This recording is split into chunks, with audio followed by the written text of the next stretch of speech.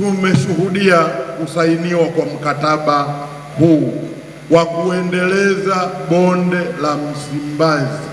Nataka niwaambie huu mradi ni mradi wa mama mwenyewe. Aliona umuhimu wa kuhakikisha kwamba yale maafa ambayo yalikuwa yanatokea kila mara kwenye eneo hili la mto Msimbazi sasa yafike mwisho.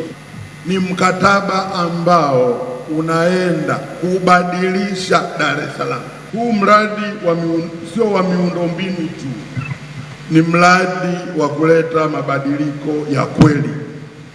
Nataka niseme, hatupanui tu mkondo wa mto, tunajenga msingi wa mustakabali bora wa kubadilisha eneo ambalo ni hatarishi kwa sasa na kuwa sehemu muhimu kwa uchumi wa mazingira ya Dar es Salaam.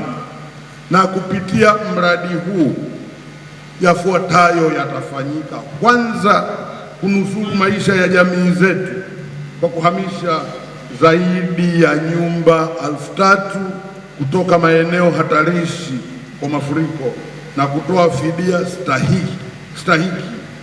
Tunahakikisha usalama na ustawi wa wananchi wetu. B, kutengeneza fursa mpya. Kwenye eneo hili tutapata hekta 57 za ardhi salama iliyotengenezwa na utatoa maeneo mapya kwa ajili ya makazi, biashara na vivyo hivyo kuchochea ukuaji wa uchumi kwa kutengeneza ajira. Na kuboresha miundombinu yetu. Ujenzi wa daraja jipya la Jangwani lenye urefu wa mita 390 na karakana mpya ya mabasi ya mwendokasi eneo la Ubungo Maziwa kutaboresha kwa kiasi kikubwa usafiri na muingiliano ndani ya jiji. Mradi ulianza rasmi mwezi Februari 2023 kwa maana effectiveness, na unatekelezwa kwa muda wa miaka 6. Gharama ya mradi inakadiriwa kuwa dola za Kimarekani 260 zinazotokana na mkopo wa masharti nafuu kutoka Benki ya Dunia dola milioni 200, mkopo wa masharti nafuu kutoka serikali ya Uhispania dola milioni 30 na ruzuku kutoka serikali ya Uholanzi euro milioni 30. Ruzuku kutoka serikali ya Uholanzi itachangia katika utekelezaji wa mkataba wa kupanua na kuongeza kina cha mto Msimbazi pamoja na kuongeza uwezo wa mawanda ya mafuriko katika eneo la chini la bonde.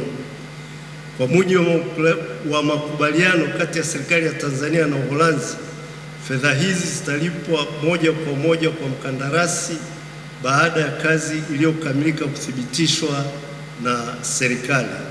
Kwa kuwa kazi hii bado ipo kwenye mchakato wa ununuzi, bado ruzuku hii haijaanza kutumika.